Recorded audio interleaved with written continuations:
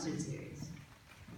It is my pleasure and honor to introduce tonight's artist to you, Vassily Primakov, who will play an old Chopin recital this evening. From the moment I took over the Midland Music Series, it has been my dream to arrange this particular concert.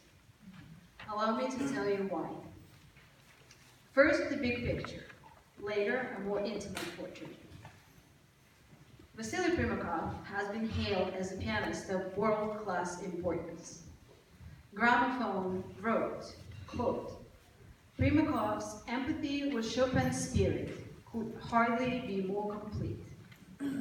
American Record Guide, a classical music magazine that has reviewed classical recordings since 1935, stated, "Since Gilels, how many pianists have the right touch? In Chopin, no one currently living has a sound as good as this. This is a great Chopin pianist." And finally, Music Web International called Primakov's Chopin Concerto CD, quote, "one of the great Chopin recordings of recent times. These are performances of extraordinary power and beauty." These reviews in composite pack a punch. They are, in fact, extraordinary. You will recall that one reviewer asked the question, "Since Gilels, how many pianists have the right touch?" The reviewer goes on to partially respond to his own question. "In Chopin," he says, "no one currently living sounds as good as this. This is a great Chopin pianist." Pretty flattering quote, though it raises one question. Who is Gilels? In deference to our audience members who are very familiar with the name Gilels, I beg your indulgence while I ensure that we are all on the same page. In what was arguably the golden era of the piano, the latter two-thirds of the 20th century, Emil Gilels and Sviatoslav Richter sat at the very top of the mountain of the performing arts. At a time when Russian pianists were the finest in the world, Gilels set the standard by which others were judged.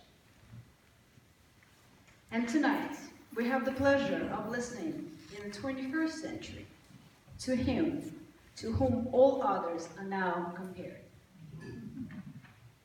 Vassily himself pulls no punches with respect to his feelings toward Chopin.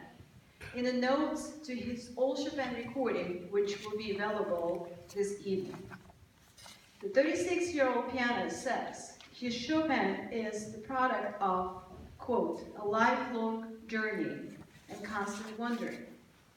He further confesses to, quote, "an emotional and physical need to have this composer, Chopin, present in my life at all times, no matter what."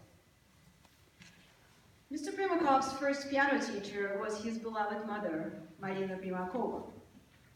He left studies with his mom to enter Moscow Central Special Music School at the tender age of 11 as a pupil of Vera Gornastayeva, with whom I also studied. It was then that Vassily and I first met a quarter century ago. Under the guidance of Ms. Gornastayeva, Mr. Primakov and I traveled together and performed concerts throughout Russia and Germany. Sharing those experiences with little Vassily and watching him grow, both literally and figuratively, has created an unbreakable bond that fulfills me in a very special way.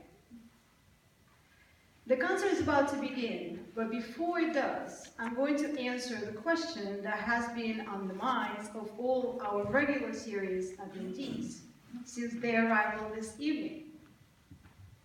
What's with the piano?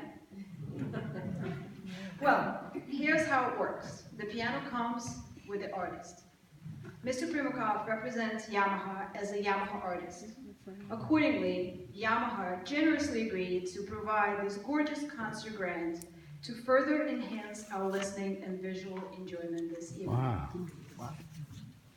Consequently, tonight, we have the pleasure of both top-of-the-line artist, as well as the top-of-the-line instrument. So sit back and relax. Close your eyes and flick your flight of fancy switch to the on position as I welcome you to Carnegie Hall. Wow. Ladies and gentlemen, an amazing musician and a lifelong friend and a colleague, Vassily Primakov.